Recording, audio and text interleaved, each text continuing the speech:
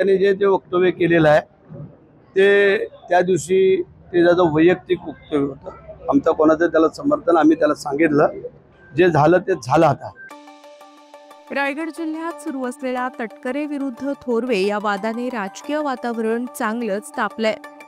आमदार महेंद्र थोरवे यांनी काही दिवसांपूर्वी अलिबाग इथे सुनील तटकरेंवर जहरी टीका केली होती।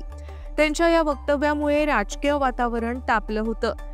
दरम्यान महायुतीतला वाढता तणाव पाहता आता शिवसेना नेतृत्वाने याची दखल घेत तटकरे आणि थोरवे वाद शांत करण्याचा प्रयत्न केलाय। तसंच थोरवे यांचं हे वक्तव्य चुकीचं असल्याचं स्पष्ट करत त्यांचं विधान हे त्यांचं वैयक्तिक मत असल्याचं सांगत पक्षाने त्यापासून स्वतःला दूर ठेवलंय।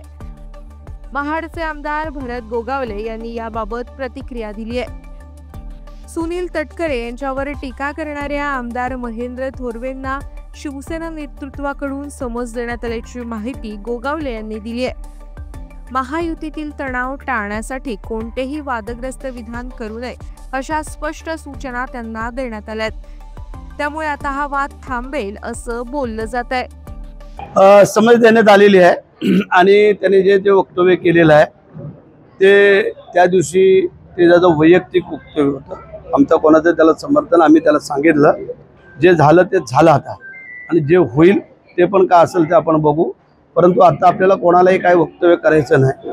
त्याप्रमाणे साहेबांनी समज दिली, उदय सामंतांनी समज दिली आणि आम्ही समज दिली। कारण जो कार्यक्रम होता तो वेगळा होता। त्या कार्यक्रमामध्ये तिथं हे वक्तव्य करणं बरोबर नाही वाटलं आम्हाला, म्हणून आम्ही त्यांना समज दिली आणि याच्या पुढे तसं काय वक्तव्य करणार नाही।